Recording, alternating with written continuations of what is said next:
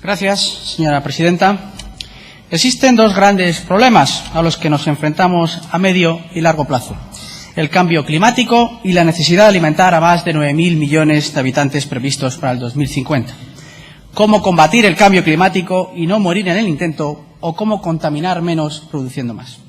Difícil cuestión, pero con solución. Es cuestión de actitud y políticas apropiadas para ello. El histórico acuerdo contra el cambio climático logrado en la Cumbre de París, firmado por 195 países, compromete a los firmantes a realizar esfuerzos para limitar el aumento de temperaturas a 1,5 grados en comparación con la época preindustrial. Acuerdo jurídicamente vinculante y revisable cada 5 años. Se han plantado, pues, las bases para salvar el planeta. Las actividades agropecuarias se cuentan entre uno de los factores que más contribuyen al cambio climático, por su gran emisión de gases de efecto invernadero. Esta interpelación, dividida en 3 bloques, está orientada a ayudar al sector agrario a luchar contra el problema del cambio climático. Agricultura multifuncional, energías renovables a partir de los residuos agrarios, la genómica como aliada para contaminar menos y producir más alimentos. El concepto de agricultura multifuncional comienza en 1965 a través del Reglamento 795/85, el cual permite introducir regímenes especiales en zonas sensibles desde el punto de vista ambiental, hasta el 2011 con la última reforma de la PAC, donde se convirtió en objetivo básico. La agricultura y la ganadería tienen dos grandes funciones: la tradicional comercial, producción de alimentos y materias primas, fácilmente cuantificables y valorables por el mercado, y la función no comercial, por las cuales el agricultor ganadero no tiene un precio. Las más importantes son la conservación del medio ambiente y la biodiversidad y, como no, el equilibrio territorial. El concepto multifuncional engloba a las dos grandes funciones. Y, señorías, es sumamente importante porque justifica, en esencia, la intervención pública sobre la agricultura en Europa. Los ecosistemas agrarios responden a la necesidad del hombre de transformar la naturaleza para satisfacer sus necesidades, con efectos muy positivos, pero también con efectos negativos, como el de relegar la biodiversidad a un segundo plano. Es decir, se generan externalidades positivas y también negativas. En cuanto a las externalidades agroambientales positivas, muchos de los bienes y servicios del sector tienen característica de bien público, por lo que carece de mercado que los valore. El agricultor o ganadero debe recibir una compensación suficiente que le permita invertir para llegar a optimizarlos sobre el nivel de referencia o nivel de producción agroambiental mínimo. Este nivel siempre corre a costa del productor. Niveles superiores deben ser remunerados. Para reducir las externalidades negativas habría que utilizar instrumentos económicos como la imposición de tasas o cuotas. El entorno agrario comunitario está cambiando ante las demandas sociales y, en opinión de mi grupo parlamentario, nuestra comunidad, por su importancia en el sector agrario, tiene que empezar a prepararse para liderar el cambio en España y satisfacer las demandas sociales que se van a ir imponiendo. El Reglamento de la Comunidad Europea 1782/2003, por el que se implanta el régimen de pago único, tiene como objetivos responder eficientemente a las demandas del mercado y, ante el panorama global de precios bajos, asegurar la renta de los agricultores y ganaderos.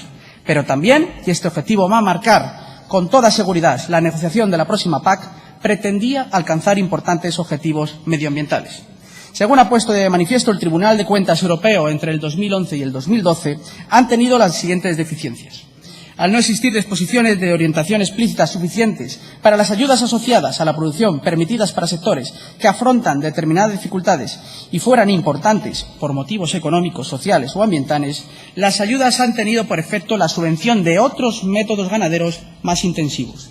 En cuanto a las ayudas desacopladas, la falta de obligación de obtener una producción mínima para tener derecho a recibir subvenciones ha provocado que en algunas zonas con rendimientos pobres y con clima poco mimoso se reduzca el número de rumiantes, lo cual provoca el efecto contrario en cuanto a los beneficios medioambientales de la ganadería.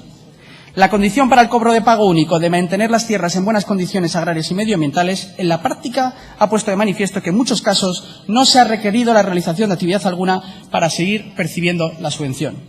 Ante esta deficiencia resulta imprescindible y de extrema utilidad avanzar en el conocimiento de la cuantificación de la demanda de los bienes públicos provistos y hacer uso de la máxima información posible del sistema productivo agrario y sus múltiples funciones para corregir los fallos de mercado.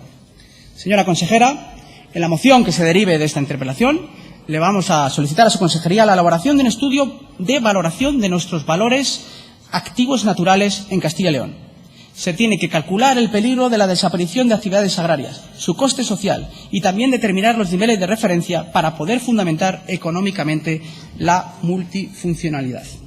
En cuanto a las energías renovables, aunque son muchos los residuos agrarios y ganaderos, hoy solo me voy a referir a los ganaderos. Tradicionalmente se ha entendido que la mejor gestión de los purines será su aplicación al terreno en bruto. Debemos cambiar la mentalidad de los ganaderos que perciben los residuos como algo ajeno a su actividad. Debemos cambiar el concepto residuo por el de producto. El empleo de tecnología de digestión anaeróbica para el tratamiento de los residuos de la actividad agroganadera debe suponer, en un futuro cercano, una de las mayores áreas de expansión y creación de riqueza de nuestra comunidad. Sabe usted perfectamente, señora consejera, que se le va a exigir al sector agrario un gran esfuerzo en la lucha contra el cambio climático. Y uno de los nichos o de sectores donde está todo prácticamente por hacer es el de los residuos agroganaderos y la producción de energía verde. Se tiene que derogar la ley que grava al sol. La reforma eléctrica acometida en el año 2013, que afectó a las primas reconocidas a las energías renovables, determinó el cierre de 10 de las 11 plantas existentes en Castilla y León por falta de rentabilidad. Las medidas 19 y 20 firmadas por su partido y el nuestro para facilitar la investidura están encaminadas a regular las políticas que afectan al clima, reduciendo la contaminación. Incluso se puede producir descontaminación, siendo el mejor aliado para combatir el cambio climático. La factura de suministro, el coste energético de la explotación, sobre todo si se produce en isla, ya que la desconexión a la red abarata mucho los costes. Le voy a poner una serie de ejemplos. Los ganaderos y agricultores alemanes pagan hasta un 30% menos por el suministro de energía que los españoles. Más del 50% de las explotaciones alemanas se benefician del biogás, ya que es el mayor productor europeo de biogás a partir de residuos agrícolas y ganaderos. El modelo consiste en pequeñas unidades de metanización en granjas, más del 70% del total, a diferencia de lo que se hacía en Castilla y León, con grandes plantas pero alejadas de las granjas. Por poner otro ejemplo, en el caso de China existe un plan nacional para conseguir que el 20% de las explotaciones agrícolas y ganaderas tengan implantadas sistemas de digestión anaeróbica para el aprovechamiento de biogás. En cuanto a la genómica, es probable que el programa más ambicioso científico desarrollado en el siglo XX haya sido la secuenciación del genoma humano. Este poder sin precedentes de alterar rápidamente el código de la vida nos obliga a cuestionarnos si debemos hacer uso de él y, en caso de hacer uso de él, el cómo y los límites. Actualmente se viene desarrollando una tecnología capaz de incidir directamente en los organismos añadiendo un gen externo. Este proceso se denomina transgénesis. Es una tecnología polémica y se ha debatido mucho en relación a su seguridad y por motivos éticos, aunque a día de hoy no se ha demostrado ningún peligro para la salud. Sin embargo, gracias a una tecnología nueva, denominada CRISPR-Cas9, disponemos de una capacidad completamente nueva, una tecnología que transformará la biología, ya que se puede reorganizar de una forma rápida y precisa el ADN de cualquier organismo vivo, corrigiendo los defectos genéticos. Por ejemplo, se puede eliminar los genes que favorecen las plagas en los cultivos. CRISPR puede ser una salida al atolladero ético, cultural y científico y de seguridad, porque no es una técnica de recombinación genética o transgénica, ya que no combina ADN de especies que en la naturaleza no podrían aparearse. Es una técnica que permite a los investigadores modificar genes concretos sin tener que introducir ADN de otras especies. Es ni más ni menos que lo que llevan haciendo los agricultores durante más de 1000 años, modificar el genoma de las especies cultivables. He dicho 1000 años, son miles de años, perdón. En Alemania, Suecia y Argentina, las autoridades ya han establecido una distinción entre los OMG y los modificados CRISPR. Parece ser que Estados Unidos sigue los mismos pasos. Es importante ir estableciendo salvaguardas éticas y de seguridad, porque los beneficios potenciales son enormes. Ante el problema del cambio climático, con efectos adversos tanto por el aumento de sequías, plagas, incluso el aumento de enfermedades padecidas por las plantas y el esperado aumento de la población y la necesidad de alimentarla, pueden provocar una catástrofe de una magnitud desconocida por la humanidad. La técnica CRISPR se puede emplear para desarrollar cultivos resistentes a las sequías. Creo, señorías, que lo que estamos todos de acuerdo es en legislar para prohibir o permitir, para impulsar el qué, cuánto y cómo, para establecer, ¿por qué no?, salvaguardas éticas, culturales, morales y de seguridad, porque los beneficios potenciales, como ya he dicho, son enormes y esta técnica puede ser una gran aliada para luchar contra la contaminación, contra el cambio climático y para producir alimentos en condiciones adversas y poder así alimentar a una población en expansión. Muchas gracias. Muchas gracias por la presidenta y por la contestación, consejera. En cuanto al estudio, existe un proyecto, no sé si lo conocerá, se llama VANE, que es Valor de los Activos Naturales de España, pero como tal no existe todavía en Castilla y León. Creo que podrían elaborarlo o la Universidad de Salamanca o la de Valladolid, porque son las más indicadas para hacerlo. Pero bien, eso quedaría, si es que ustedes están de acuerdo, en manos de la consejería. Y es importante ese estudio para justificar en Europa, sobre todo para la nueva PAC, el valor de lo nuestro. Habla usted del PDR y las medidas. Sí. Hay medidas en el PDR, sobre todo de pagos ambientales, de las zonas desfavorecidas, reducción de cargas ganaderas, pero a lo que me refería es que hay que dar un paso más. Me gustaría también recordarle que el abandono de pastos de montaña tendría un precio agroambiental muy negativo, pues, por ejemplo, incendios o degradación de agroecosistemas. Se lo digo, como no, y no voy a perder la oportunidad, se lo digo por la incoherencia del CAP. El CAP es incoherente con la nueva PAC y también con el cambio climático.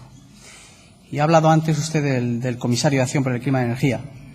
No se puede decirle todo que sí, que sapiencia tiene usted, y cuando se da la vuelta sacarle la lengua con el CAP.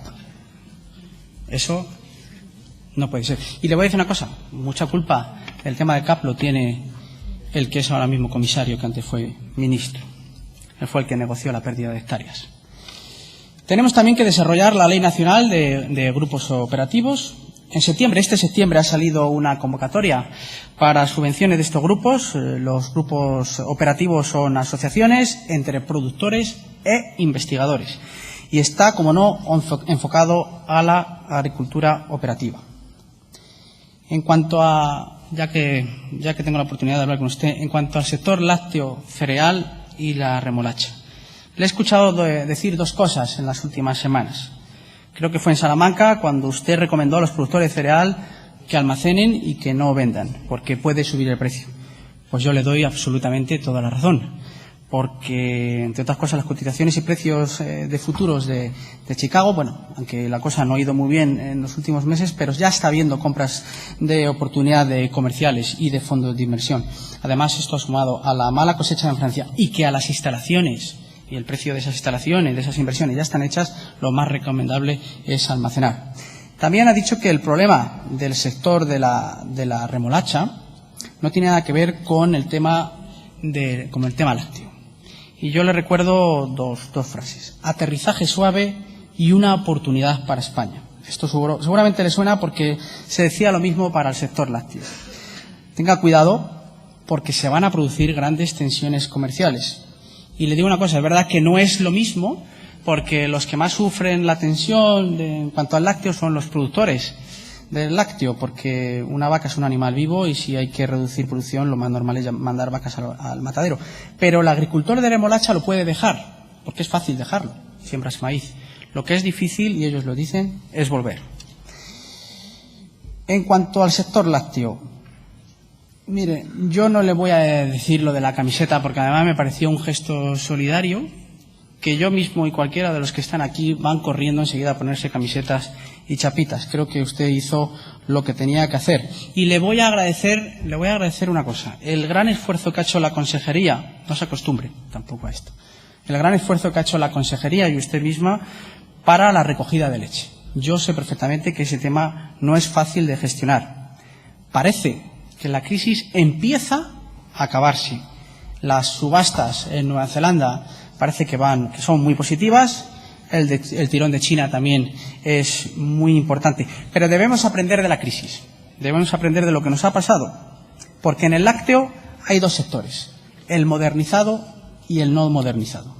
El modernizado tiene futuro y el no modernizado no. Tendrán futuro aquellos que tengan visión de industria, una dimensión óptima y una media de producción de aquí a 5 años de casi 10.000 kilogramos de leche por animal. Debemos promover la retirada de aquellos productores no modernizados, con ayudas al abandono, tal como lo han pedido sindicatos como Asaja, porque lastran. Y aunque dicen que para el 2050 seguramente habrá un aumento del consumo por el aumento de población, entre otras cosas, del más del 50%, seguro que vendrá una nueva crisis. Y este sector, el que no está modernizado, lastrará a los que sí están modernizados. Así que aprendamos. Y tengo aquí bastante más cosas apuntadas, pero se me ha acabado el tiempo y sí que quería decirle que le dé un codazo al consejero de Medio Ambiente, que se ponga las pilas con el tema de los reservorios de tuberculosis, sobre todo por la caza, porque las cosas, la prevalencia va muy bien, estamos bajando mucho, pero si la Consejería de Fomento y Medio Ambiente no empieza a hacer bien los deberes en cuanto a los reservorios de tuberculosis, me temo que no vamos a ser capaces de bajar de ese 1% de prevalencia. Muchas gracias.